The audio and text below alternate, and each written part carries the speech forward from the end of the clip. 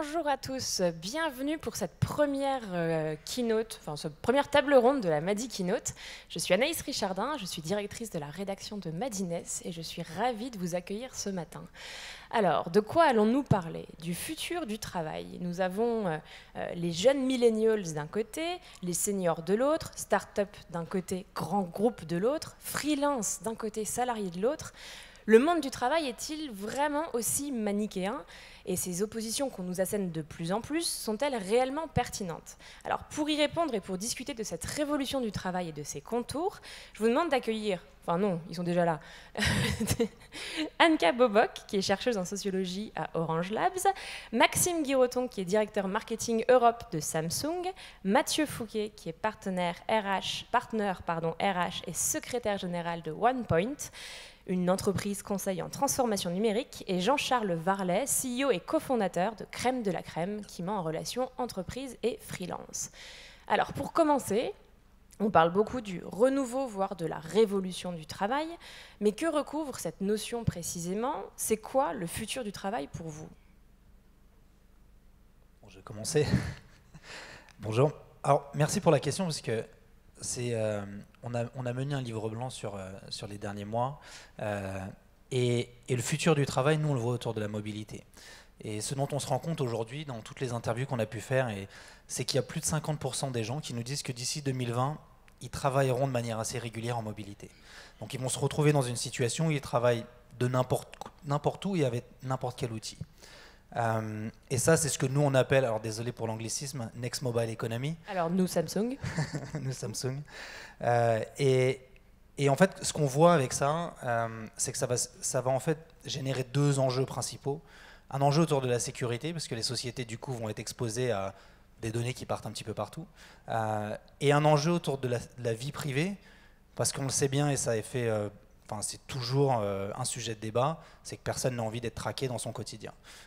Et ça, c'est les deux enjeux auxquels nous, Samsung, on essaye de répondre. Alors, par exemple, on a une solution qui s'appelle Samsung Knox, qui nous permet de faire ça. Et ça, c'est en train de transformer complètement la vie des entreprises. Et en fait, les startups sont construites, ou beaucoup se sont construites autour de cette notion de mobilité, mais c'est aussi un enjeu dans les grands groupes aujourd'hui. Et de ce que l'on voit, il n'y a pas tant de clivage entre les deux, il y a juste une rapidité, ou en tout cas une vitesse qui est différente entre une start-up et un grand groupe. Ok. Et au-delà de la mobilité, du coup, le futur du travail? Jean-Charles, Anka? Alors, je suis d'accord avec ce qui a été dit. La mobilité, c'est un énorme point du futur du travail. Je pense que pour répondre à cette question, qui est super large, il faut savoir de quelle temporalité on parle. Si on parle de 2084, peut-être que l'intelligence artificielle aura remplacé la plupart des jobs, il n'y aura même plus de travail pour les hommes. Enfin, c'est très très large et je n'ai pas la prétention de pouvoir répondre à qu'est-ce que sera le futur du travail en 2084. En revanche, moi, mon sujet, c'est plus 2020-2030, où le travail est réalisé par des hommes. C'est un travail humain, et moi mon sujet c'est de voir qu'aujourd'hui les gens ont des aspirations différentes d'avant. Donc le futur du travail, je le vois plus autour des nouvelles aspirations, de plus de liberté au travail, et donc en fait c'est un nouveau mode de travail. Et c'est vrai qu'on en avait parlé sur la différence entre un grand groupe et une start-up, ou un grand groupe et le travail en freelance. Ça change énormément. On travaille de où on veut, quand on le veut, pour qui on le veut, et de la manière dont on le souhaite. Et ça, c'est pour moi le futur du travail par rapport au travail comme on l'a connu il y a quelques années. Donc c'est des aspirations différentes d'une génération qui a envie de travailler avec peut-être plus de sens, selon ses propres codes, de casser un petit peu une hiérarchie qu'elle a connue, qui est un peu trop rigide. Donc pour moi, le futur du travail, il est déjà aujourd'hui. Et en fait, la question, c'est pas tant le futur du travail, c'est de voir quelles entreprises sont restées dans le passé. Et je sais qu'il y en a aujourd'hui. Et donc en fait, on a un écart considérable entre des entreprises qui sont parfois très poussiéreuses, pour caricaturer la chose, et des entreprises qui sont un peu dans le futur. Mais le futur, c'est déjà aujourd'hui. Les nouvelles méthodes de travail, elles sont appliquées dans un grand nombre d'entreprises, et il ne faut pas penser que ça va arriver demain. C'est déjà présent aujourd'hui, le freelancing, le remote. Enfin, pour certaines entreprises, le travail en télétravail, ça a l'air d'être futur, ça a l'air d'être le futur, mais non, c'est déjà appliqué dans des milliers d'entreprises. Donc voilà, donc ça dépend de quelle temporalité on parle et de quel type d'entreprise on parle pour répondre à cette question. Ok, Anka? Alors, réponse de sociologue, pour le coup. Depuis l'affaiblissement des modèles tayloriens, voilà, on est dans une quête de modèles organisationnels dans nos entreprises. Voilà, les injonctions sont de plus en plus nombreuses, les prescriptions, les rythmes de réorganisation s'accélèrent. Du coup, peut-être aussi un flou dans les objectifs et justement dans l'incertitude de trouver ces nouveaux modèles organisationnels. Et disons, sur ce fond-là, ce qui arrive aussi de plus en plus massivement, c'est le numérique dans nos entreprises, tous les outils numériques qui se développent. Et pour moi, disons, un des enjeux du futur, c'est justement, ce sont tous ces ajustements collectifs et organisationnels autour du numérique. Parce que souvent, on a tendance à mettre en place le numérique en pensant que voilà, on va résoudre le problème. Mais ce qui se passe, c'est que l'organisation met plus de temps à s'adapter et à travailler tous ces ajustements collectifs et organisationnels autour du numérique. Donc pour moi, voilà, c'est un premier enjeu parce que le numérique peut avoir des effets positifs sur le travail comme il peut avoir des effets négatifs. Et voilà, tout se joue dans la manière aussi de le déployer en contexte, en situation de travail. Donc ça, c'est un premier, disons, enjeu pour moi. Et un deuxième, on est bien sûr, et c'est pas nouveau, dans un rapport très tendu entre autonomie et contrôle, et avec des mouvements de balancier entre les deux. On a vu depuis les années 80, justement, accroître l'autonomie dans le travail, une sorte de dimension expressive dans le travail, recherche de soi, de sens dans le travail. Les entreprises sont revenues à la charge, justement, en renforçant le reporting, le contrôle. Et qu'est-ce qu'on voit, c'est que le contrôle informatisé prend la place sur le contrôle hiérarchique. Avec des managers du coup qui sont eux aussi un peu partis vers le reporting, donc vers le contrôle, gestion des réunions et qui les éloignent du travail réel. Et pour moi, le deuxième enjeu du futur porte justement sur cette régulation managériale au plus près du terrain de l'activité des salariés. Donc voilà, ajustement collectif et organisationnel autour du numérique et régulation managériale par rapport à cette tendance à la gestionnarisation de plus en plus de procès dans nos entreprises. Ok, mais pour toi, Mathieu, est-ce que le reporting, au contraire, n'est pas synonyme de plus d'autonomie et forcément, d'un travail... Non, mais je sais que chez OnePoint, vous avez autonomisé les gens et ils ont leurs objectifs et le management est beaucoup plus plat. Du coup, est-ce que cette culture du reporting, c'est pas aussi un moyen d'être plus autonome ? Sûrement, si. Moi, j'ai pas le droit de répondre à la question. Si, complètement. Évidemment. Mais tu as raison, parce que quasiment tout a été dit. Mobilité, liberté, nouvelles organisations. Juste un tout petit point avant d'aller dessus. Mobilité, pas uniquement géographique. Pour moi, il y a aussi mobilité dans ses expériences, dans ses expertises. Mélange des statuts. Pour moi, le futur du travail, ou même l'actualité du travail et des organisations, c'est aussi de nouvelles mixités. Mixité des statuts, mixité collaborateurs, intelligence artificielle. Il peut même y avoir d'autres types de mixité. Le futur du travail, il est sans doute aussi très féminin. Je pense qu'il faut le souligner là, et on est en train de vivre un mouvement de fond très fort qui est aussi porté par le numérique. Donc voilà, maintenant sur la question du reporting, est-ce que ça donne plus d'autonomie? Certainement. Au-delà du reporting, c'est les modèles organisationnels et c'est la connexion et ces mobilités-là qui poussent à plus d'autonomie. Et pour nous, le futur du travail, il n'est pas en 2084, en 2050, en 2020, il est depuis maintenant 3 ans. On a lancé une aventure organisationnelle sans précédent, passionnante, et avec des résultats et des cicatrices, mais des choses assez probantes, où on travaille d'une façon un petit peu différente, pas en communauté fermée, pas en silo, pas en business unit, avec sur des mêmes projets et dans une même organisation, des salariés, des partenaires, des indépendants, des universitaires, des étudiants, des enseignants. Et tout ce monde-là travaille ensemble avec la recherche d'un résultat et un équilibre des satisfactions. Ok, donc ça c'est pour la mixité, mais dans un contexte dans lequel l'entrepreneuriat fait désormais rêver. MyBad, je pense que Madines y contribue en faisant croire que c'est l'alpha et l'oméga de la réussite, et où le freelancing attire de plus en plus. Quelles sont aujourd'hui les armes de séduction massive des grands comptes? Est-ce que quand on est grand compte, on peut encore attirer des talents, ou est-ce que c'est de plus en plus difficile? Et surtout, comment est-ce qu'on fait pour éviter le piège de ce fameux esprit start-up qu'on essaye de nous vendre à longueur d'articles?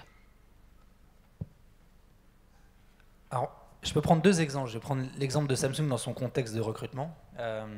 Et moi qui ai l'opportunité de travailler dans un autre pays aujourd'hui, pour reprendre le freelancing, en Angleterre, c'est la norme.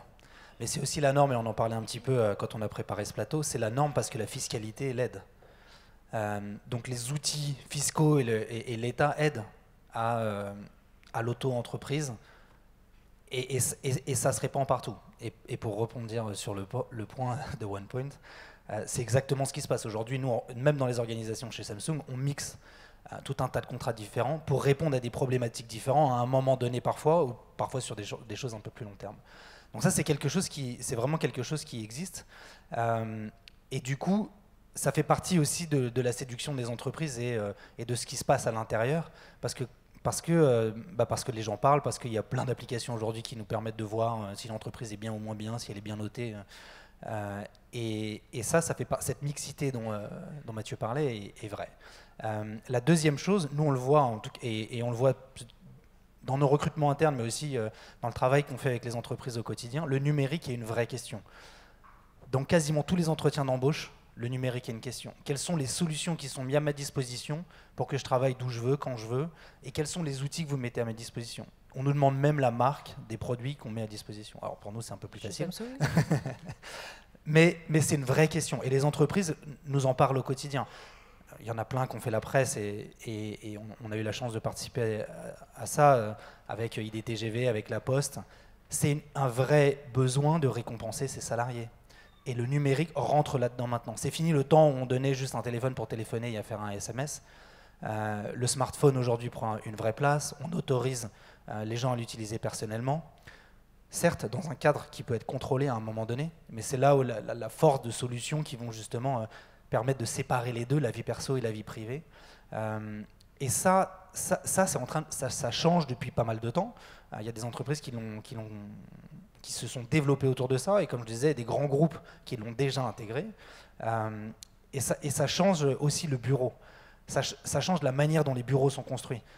Aujourd'hui, il y a plein d'entreprises qui ont des bureaux qui finalement accueillent moins de personnes. Si on mettait tout le monde dans un bureau, on ne tiendrait pas, parce que justement on offre cette mobilité.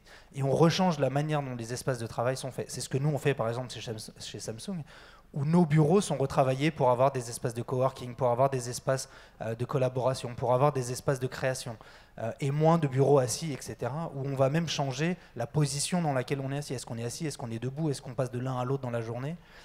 On change complètement ça. Et ça fait partie de l'attractivité des salariés. C'est pas vraiment être une start-up ou pas être une start-up, c'est pas le sujet. Le sujet, c'est est-ce que on se plaît dans son environnement, est-ce que son environnement nous va et nous permet d'être d'être le meilleur au meilleur de nous-mêmes tous les jours. Et peu importe la taille de l'entreprise dans laquelle on est. Ok. Juste peut-être pour revenir sur cette histoire de cadre, de reporting, bien sûr, enfin, dans nos organisations, on a besoin de cadre, on a besoin de reporting. La liberté, voilà, ne se donne pas, elle s'acquiert jusqu'à les bords, le cadre est bien défini. Et sinon, je ne sais pas si je peux aussi répondre à la question sur l'entrepreneuriat. Certes, il fait beaucoup rêver, la réalité fait parfois déchanter. C'est aussi que, voilà, on a des discours autour des startups qui marchent très bien, et ensuite, quand on regarde sur l'ensemble, les revenus moyens sont plutôt faibles. Voilà, la sécurité d'emploi n'est pas forcément celle d'une grande entreprise, les conditions de travail et les horaires de travail pas forcément non plus.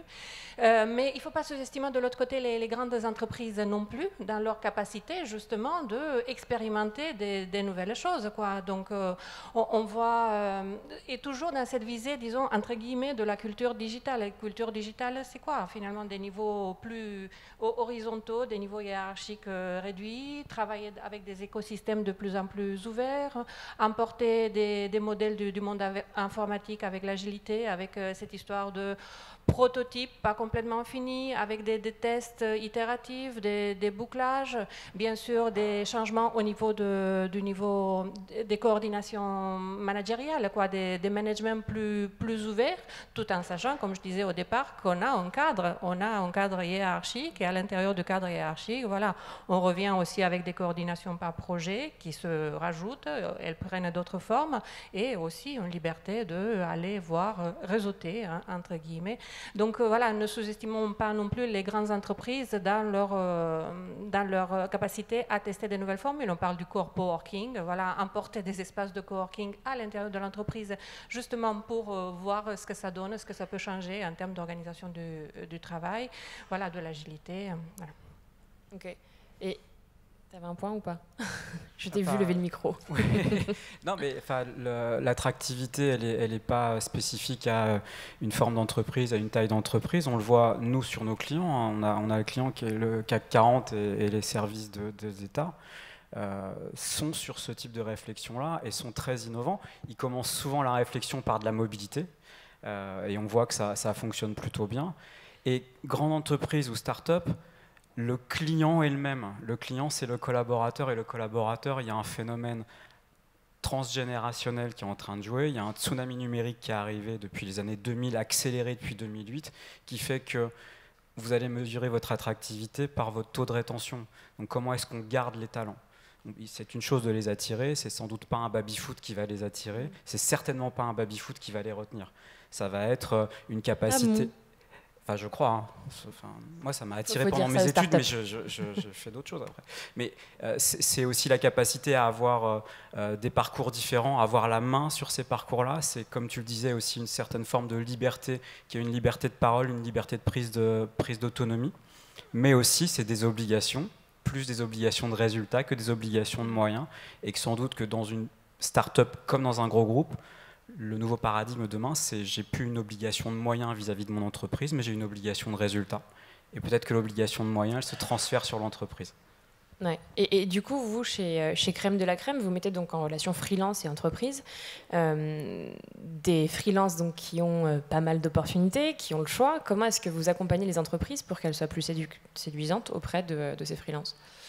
Alors, peut-être avant de répondre à cette question, la précédente était intéressante sur ce qu'avaient créé les médias, ce mirage peut-être des startups et de l'entrepreneuriat qui est souvent idéalisé. Je pense que ça a créé une fausse image et du coup les gens et les jeunes générations en particulier se font peut-être une idée préconçue de ce que c'est l'entrepreneuriat et on voit mal la réalité, parfois un peu compliquée. Je sais que voilà, c'est partagé par la communauté peut-être des entrepreneurs, qu'il y a une image comme ça qui est faite. Du coup, la résultante, c'est que beaucoup arrivent avec une idée préconçue en entreprise et quand ils arrivent dans un grand groupe, ils déchantent parce que ils s'éclatent pas comme ils pensaient qu'ils allaient s'éclater. C'est pas le baby-foot à tous les open space, etc.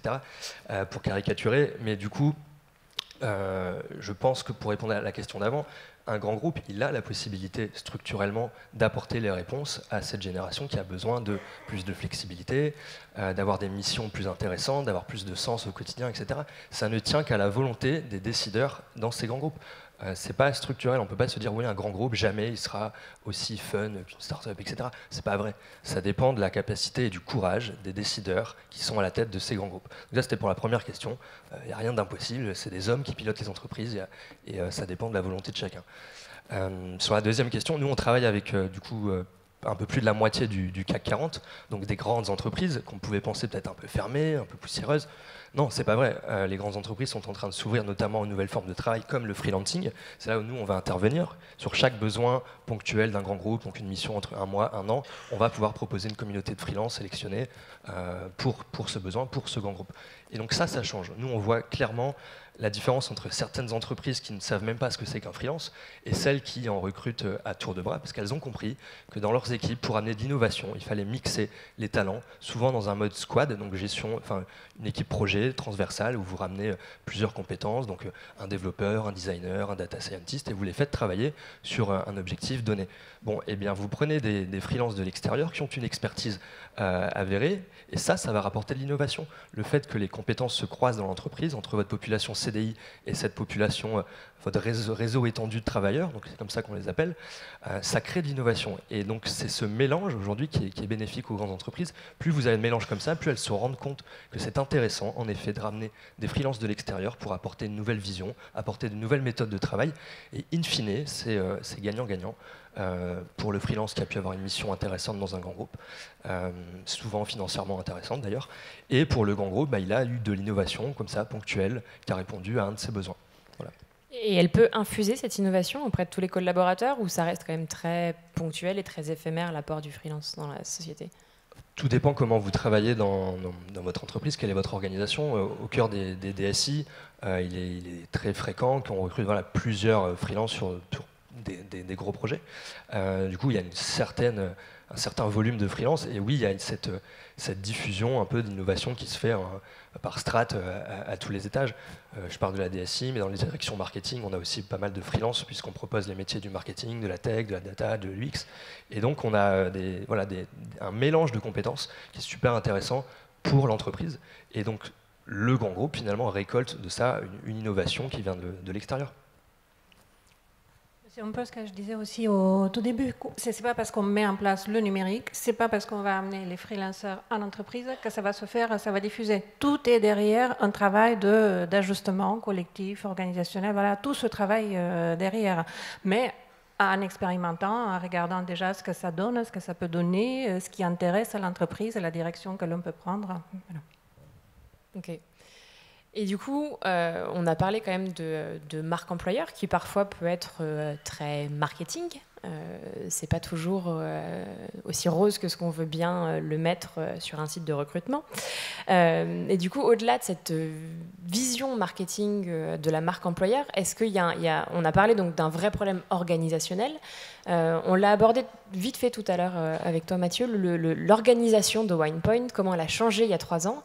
Ça a été nécessaire parce que vous êtes rapproché d'une autre société, vous avez doublé de taille et du coup, pour éviter que l'une ou l'autre impose sa manière de fonctionner, vous avez décidé d'en créer une nouvelle. Est-ce que tu peux nous expliquer un peu plus en détail comment est-ce que vous avez réorganisé la société ? On a décidé d'aller progressivement vers un affranchissement d'une légitimité statutaire. C'est-à-dire que ce n'est pas parce que j'ai des galons que j'ai raison, c'est le principe de base. Et on a surtout questionné les salariés. Donc il y a 3 ans, le PDG fondateur a écrit à l'ensemble des salariés pour leur demander, dans le cadre d'une réorganisation globale de l'entreprise, du travail et même de ses locaux, comment est-ce qu'ils envisageaient leur travail. Et à l'époque, les 1600 personnes qui ont été questionnées, il y a eu pas loin de 300 retours, ce qui était plutôt pas mal, parce qu'on avait laissé un délai très court, et ces 300 retours disaient à peu près tous la même chose, et ils se dégageaient 2 grands axes. Un premier axe qui était nécessité d'individualisation des parcours et d'être reconnu en tant qu'individu. Ce qui fait pas mal écho à ce qu'on dit, c'est que le sujet est sans doute plus une question de statut, mais sans doute focalisé sur l'individu, d'autant plus avec une accélération du numérique. Donc d'un côté, il y avait cette individualisation, et de l'autre côté, on voyait un refus d'un collectif imposé. Ce qui n'est pas simple à traduire, mais quand on le traduit et qu'on essaye de l'aborder presque à contrario, si je refuse un collectif imposé, c'est peut-être que je vais accepter des collectifs choisis. Donc se pose la question des collectifs dans l'entreprise ou dans la sphère économique et professionnelle plus largement. Et pour ça, on s'est inspiré des logiques de réseaux sociaux. Les réseaux sociaux, c'est plein de collectifs qui sont des collectifs parfois éphémères, mais qui sont pour la plupart, voire quasi tous, des collectifs choisis. Donc je décide en tant qu'utilisateur, tweetos, citoyen, individu, de m'affilier à ces collectifs des réseaux sociaux. Et on s'est dit, pourquoi est-ce qu'on ne s'inspirerait pas ça dans l'entreprise ? Individualisation, donc s'éloigner d'une logique trop pyramidale avec des informations top-down et une hiérarchie assez pesante, aller plus vers une horizontalisation des choix de carrière. Donc je choisis mes collectifs et dans ces collectifs, je n'ai pas que des gens qui me ressemblent, je n'ai pas que des salariés, je n'ai pas que des freelances, j'ai tout qui est mélangé. Est-ce qu'on peut avoir des exemples de collectifs ? Oui, une communauté qui est sur un collectif qui va être sur la cybersécurité, un collectif qui va être sur le retail, un collectif qui va être sur l'expertise banque-finance, voilà, un collectif qui va être sur l'expérience collaborateur et le bien-être des collaborateurs. C'est aussi des choses que beaucoup de salariés de talent veulent approfondir et veulent aussi pouvoir vendre à leurs clients, ce qu'on explique à nos clients aussi. Donc on choisit ces collectifs-là et ça a comme conséquence, souvent heureuse, qu'un collaborateur de OnePoint n'est jamais dans un seul environnement, un seul écosystème, dans une seule relation managériale. Il est toujours dans plusieurs collectifs et la plupart de ces collectifs, il les a décidés lui-même. Il y a une logique d'empowerment natif qui est très forte. En parallèle de ces collectifs qu'on a créés, il y en a 15 dans l'organisation. Aujourd'hui, on n'est pas loin de 2500 personnes. On a aussi abaissé le centre de gravité, c'est-à-dire qu'on a diminué le nombre d'échelons hiérarchiques. Et aujourd'hui, sur ces 2500 personnes, il y a 3 échelons hiérarchiques uniquement, qui sont plus focalisés sur un rayonnement business qu'autre chose. Et puis, on développe des chemins multiples de progression, de nouvelles verticalités, qui sont sans doute un peu plus bottom-up que top-down, focalisées autour des expertises. Donc voilà, c'est ce qu'on a fait. Donc sur la base, interroger les collaborateurs, on ressort ce qu'ils en attendent, on voit 2 grands axes. De ces 2 grands axes, on va vite et on déploie des nouveaux collectifs, on abaisse le centre de gravité de l'entreprise, on remet un peu de verticalité bottom-up sur des expertises et on avance. Et ça a quel impact sur la croissance ? On l'a fait, on était 1600 il y a 3 ans, on est 2500 aujourd'hui. Notre enjeu, c'est la guerre des talents, c'est d'attirer et de retenir les talents. Donc les chiffres qu'on peut avoir, c'est que sur à peu près un peu plus de 700 recrutements, on a eu 53% de cooptation, ce qui est le meilleur vecteur de recrutement. C'est-à-dire quand on parlait d'attractivité, l'attractivité, c'est pas uniquement la marque employeur et du branding, c'est le salarié ou le collaborateur qui dit à son environnement proche, qui connaît, viens bosser chez moi parce que c'est top. Et puis, c'est une croissance assez forte avec des gens qui restent et qui se sentent bien. Okay. Et Anka, tu parlais tout à l'heure de la recherche de sens. Est-ce que cette abolition des postes et le fait de participer à des collectifs selon son expertise, ça participe à cette recherche de sens ? Oui, non, mais c'est vraiment une recherche de sens. C'est quoi? C'est voir aussi l'utilité de son travail, de se voir reconnu pour ce qu'on a fait. Donc ça veut dire que quelqu'un au-dessus, voilà, et peut-être moins sur des tâches de reporting en transverse, mais il regarde bien ce qui se fait et il comprend ce qui se fait au sein de son équipe. Donc et ajustement, pour moi, un ajustement collectif, c'est tout à fait ça, quoi. C'est qu'on est ensemble au sein d'une équipe avec une manager qui arrive très bien aussi à aider à l'appropriation des prescriptions, justement des prescriptions. Voilà, c'est cette tâche. Disons, le manager, il fait quoi? Il va piloter, il va donner des lignes, il va gérer. Il y a des tâches voilà, de contrôle, des moyens de ressources. Mais il y a aussi cette tâche de régulation qui est très importante et qui s'est affaiblie. Donc, recherche de sens, c'est ça, quoi. On s'intéresse à ce qu'on fait, on reconnaît le travail fait, on est aussi au plus près de ce qui se fait, de la réalité du travail. Donc, je ne peux que voter pour le bottom-up, mais justement, c'est qu'aussi un bottom-up, il faut organiser la ligne pour que ça puisse remonter. Parce que c'est beau aussi, enfin, le manager, il est très proche de son équipe, mais si sa parole n'arrive pas à remonter au niveau hiérarchique supérieur, ça va s'arrêter aussi. Donc voilà, c'est ce travail au niveau de l'équipe. Rapprochons-nous du travail réel tel qu'il est, mais aussi organisons la ligne pour que tout ce qui se passe en bas remonte, voilà, et que ça soit entendu. Un grand débat pour chaque entreprise, donc. Ah ouais. Ok. Et on a vu que les grands groupes étaient évidemment pas réticents au changement, bien au contraire. Est-ce que c'est nécessaire d'attendre une certaine passation de pouvoir générationnel avant que les choses se mettent en place, ou est-ce que les dirigeants actuels sont vraiment prêts déjà à faire bouger les choses ? Si je continue, si j'ai la parole et je continue, pour moi, l'évolution des organisations n'est pas une question de génération. Voilà. Les comportements des jeunes qui entrent dans le travail sont à comprendre sur le fond des changements, des évolutions plus profondes du monde du travail. Ce ne sont pas les jeunes, c'est le travail qui change pour nous tous, jeunes et seniors. Et leur manière d'agir en entreprise, comme à la nôtre d'ailleurs, dépend de conditions socio-organisationnelles, dépend de ce qu'on met en place. Donc, pour moi, ce sont les entreprises qui évoluent et ce n'est pas une histoire de les jeunes arrivent et c'est à cause d'eux qu'on va changer. Voilà, on a des représentations très fortes autour avec lesquelles, bien sûr, il faut composer, autour des jeunes et des seniors. On associe toujours les jeunes à l'aisance avec le numérique, les seniors à l'expertise, à la pédagogie. Voilà, on a ce clivage entre entrepreneurs et grandes entreprises, mais finalement, tout se joue souvent très localement en fonction de ce que l'on met en place. Donc, jeune ou pas jeune, voilà. Je dirais, n'attendons pas les nouvelles générations, entre guillemets. Je ne crois pas qu'il y en a vraiment des nouvelles, mais continuons à œuvrer pour le changement des entreprises, quoi.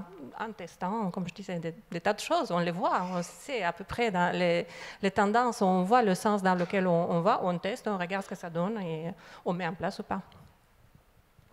Je pense qu'on peut voir le le verre à moitié vide. Et quand on regarde, encore une fois, dans notre livre blanc, dans Next Mobile Economy, moins de 40% des milléniaux nous disaient qu'ils n'étaient pas satisfaits de la digitalisation de leur entreprise. Ça, c'est le verre à moitié vide. Nous, par contre, on préfère le regarder du côté un peu plus plein, parce que exactement sur le point qui vient d'être évoqué, dans nos discussions de tous les jours, le numérique, il est toujours pris par un angle de transformation de l'entreprise. Et ça a pas, enfin, peu importe l'âge de la personne avec laquelle on va travailler, peu importe l'âge du dirigeant, peu importe la forme d'entreprise que c'est toujours le sujet. Ou en tout cas, il y a toujours un axe, entre guillemets RH, organisationnel, qui vient dans nos discussions. Et presque peu importe les produits ou peu importe les solutions qui sont mises à disposition. Donc je pense que ce serait faire des clivages qui n'existent pas que de dire qu'il y a un problème générationnel. Par contre, ce qui est vrai, c'est que les générations, les unes après les autres, évoluent, qu'il faut apprendre à les comprendre. Et ce qu'on voit, c'est qu'on a des demandes et des besoins qui évoluent et qui sont différents. Et ça, c'est ce qui a fait, par exemple, alors encore une fois, je vais juste prendre notre exemple, mais c'est ce qui a fait l'intérêt des entreprises pour le smartphone. Pourquoi ? Parce qu'il est évolutif. Et par essence, et parce qu'il est évolutif, on va pouvoir s'adapter à différents besoins, différentes choses à travers les années, sans avoir à changer tout le temps son matériel. Et ça a fait rentrer aussi une notion de collaboration très différente. Comment est-ce que, je crois que ça a été dit un petit peu à un moment, comment est-ce qu'on va rentrer dans un environnement plus ouvert et on va travailler avec d'autres personnes, d'autres entreprises. Et ça, c'est aussi la collaboration, parce qu'il ne faut pas la regarder qu'à l'intérieur de son entreprise. C'est très nombriliste de faire ça. Ce qu'on voit, c'est que les entreprises qui tirent vers le haut, qui évoluent les plus vite, sont celles qui s'ouvrent à leur écosystème et qui travaillent avec le reste. Parfois même avec des concurrents. Parce qu'ensemble, ils arrivent à faire des choses qui sont beaucoup plus grandes, qui dépassent même juste le sujet de leur société, mais qui devient même sociétal. Et ils tirent vers le haut une économie qui est en perpétuelle évolution. Ça, c'est vraiment un énorme changement qui est peut-être poussé par les générations du dessous, ou qui a été poussé par les générations du dessous, mais qui est complètement intégré par les générations d'avant. Okay. Je pense en effet qu'on aurait tort de dire qu'il faut attendre que les jeunes soient à la tête des entreprises pour qu'enfin ça change, etc. etc. Quand j'entends dire que voilà, la génération Z arrive sur le marché du travail et que ça y est, tout va changer. Non, je ne pense pas que ce soit ça le sujet. Le sujet, c'est l'intérêt de l'échange intergénérationnel. Et c'est cette mixité, tout à l'heure je parlais de mixité avec les freelances qui amènent de l'innovation, mais c'est pareil entre cette mixité de génération. C'est pas parce que quelqu'un de jeune va arriver à la tête d'un groupe du CAC que ça y est, tout va être beau, tout va être innovant. Non. Ce qui est intéressant, c'est de mélanger les points de vue, mélanger les équipes, donc d'avoir quelque chose d'assez transversal dans les générations. Nous, on le voit, on a des freelances qui sont jeunes dans la grande majorité, ils ont la trentaine dans notre communauté. Et voilà, ça plaît. Les grands groupes souhaitent avoir des freelances qui ont cette tranche d'âge. Ça fait partie du cahier des charges de temps en temps. Et parce qu'ils ils ont envie de confronter leur point de vue à des points de vue plus jeunes, sans pour autant se dire bon bah non, il faut que je sois remplacé par quelqu'un de plus jeune. Non, le sujet c'est vraiment un échange intergénérationnel plutôt que de dire on va attendre que les générations nouvelles soient à la tête des entreprises. On peut tout à fait changer son organisation simplement par sa volonté, les bons conseils, d'avoir travaillé les bons sujets. Et puis la seniorité, c'est quelque chose de très bien. Nous, on le voit, on a une boîte très très jeune, la moyenne d'âge c'est 27 ans. On vient de recruter pour la première fois quelqu'un qui a plus de 40 ans. Enfin, voilà, on sait désormais qu'on a besoin de seniorité pour évoluer. On aurait tort de se dire que seuls les jeunes ont raison, seuls les jeunes maîtrisent l'innovation, les nouvelles méthodes de travail. Non. Pour faire les choses dans le bon sens, il faut confronter les points de vue et avoir un échange intergénérationnel, que ce soit une petite entreprise, une start-up ou un grand groupe. C'est la même chose. Pour prolonger les propos de Jean-Charles, l'intergénérationnel s'organise aussi, quoi. Donc ces représentations déjà fortes autour des jeunes, ils sont à l'aise avec le numérique. Qu'est-ce qu'on voit en contexte professionnel? Qu'en fonction de la valeur ajoutée que les salariés trouvent aux outils numériques, jeunes et seniors, il n'y a pas de différence d'usage. On peut utiliser aussi bien.